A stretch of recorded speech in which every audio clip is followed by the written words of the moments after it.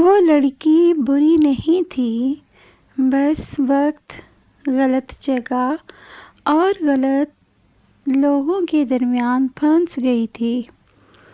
اور سب سے بڑا دکھ یہ تھا کہ اس کی اپنی زندگی اس کی اپنی نہیں تھی۔ وہ لڑکی ایک عام مگر بہت خوبصورت اور پڑھی لکھی تھی۔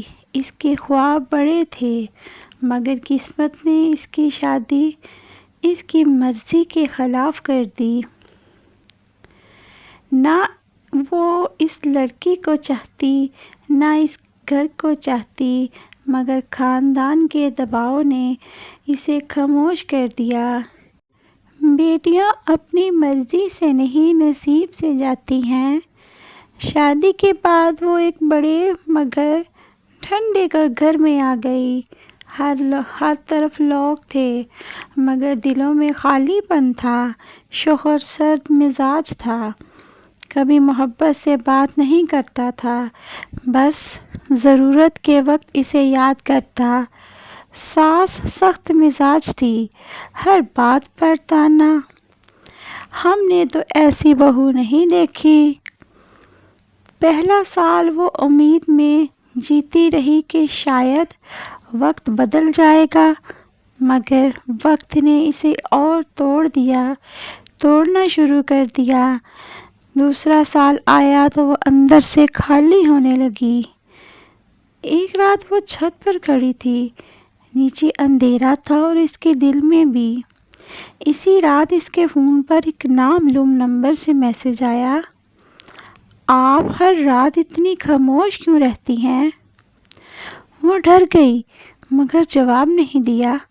اگلے دن پھر میسج آیا، خاموشی کبھی کبھی چیخ سے زیادہ درد دیتی ہے۔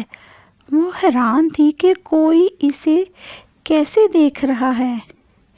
یہی وہ سسپینس تھا جس نے اس کی زندگی بدلنی شروع کی۔ وہ شخص کون تھا، کہاں سے جانتا تھا؟ یہ سوال اس کے ذہن میں ہر وقت رہتا۔ آہستہ آہستہ وہ اس سے بات کرنے لگی۔ وہ شخص کبھی اپنا نام نہیں بتاتا تھا، بس اسے سمجھاتا تھا، آپ مضبوط ہیں، بس خود کو بھول گئی ہیں۔ اس کی باتوں میں ایک عجیب سا سکون تھا۔ وہ لڑکی جو گھر میں ہر روز ٹوٹتی تھی، اب فون اس اجنبی میں اپنی سانسیں ڈھونڈنے لگی۔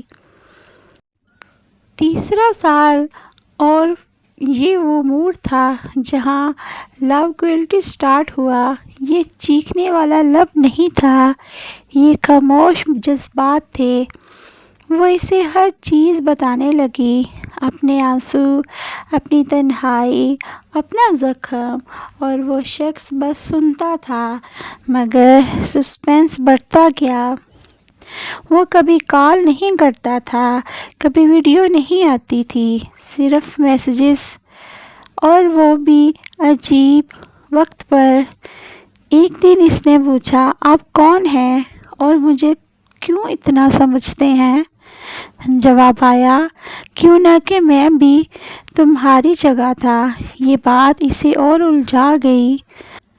چوتھا سال اب وہ ایموشنلی اس سے جڑ چکی تھی۔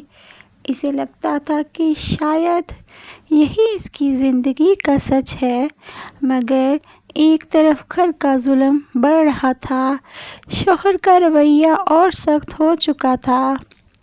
وہ لڑکی اندر ہی اندر دو حصوں میں بٹ رہی تھی، ایک طرف حقیقت، ایک طرف نامعلوم محبت۔ وہ 5واں سال کلائمیکس آیا۔ ایک دن اس کے شوہر نے اس کا فون چیک کیا، چند میسیجز اور گھر میں آگ لگ گئی۔ یہ کون ہے؟ اس کی آواز غصے سے کانپ رہی تھی۔ وہ لڑکی پہلی بار نہیں ٹوٹی، بلکہ بولی، یہ وہ ہے جس نے مجھے دوبارہ زندہ کیا۔ گھر میں قیامت ٹوٹ پڑی، الزام، شک، کردار پر سوال، مگر سب سے شوق یہ تھا کہ اس کے شوہر نے اس شخص کو ڈھونڈنے کی کوشش شروع کر دی۔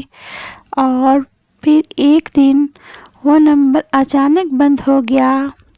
خاموشی۔ یہی سب سے بڑا ٹوسٹ تھا۔ وہ لڑکی پاگل ہونے لگی کہ آخر وہ شخص تھا کون؟ کون آیا اور کیوں چلا گیا؟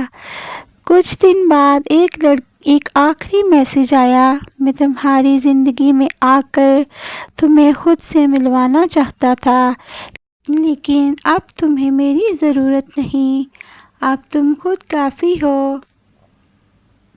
اور وہ نمبر ہمیشہ کے لیے بند ہو گیا۔ وہ لڑکی ٹوٹ گئی مگر ختم نہیں ہوئی۔ اب وہ سمجھ چکی تھی کہ وہ محبت شاید کبھی تھی ہی نہیں، یا شاید ایک امتحان تھا۔ اب وہ اسی گھر میں تھی مگر بدل چکی تھی، خاموش مگر مضبوط، ٹوٹی ہوئی نہیں، جاگ چکی تھی۔ ایک دن آئینے میں دیکھ کر اس نے کہا: میں کسی کی محبت نہیں، میں اپنی زندگی ہوں۔ کبھی کبھی زندگی میں آنے والے لوگ ہمیں رکھنے کے لیے نہیں، جگانے کے لیے آتے ہیں، اور اصل محبت وہ ہوتی ہے جو ہمیں خود سے ملا دے۔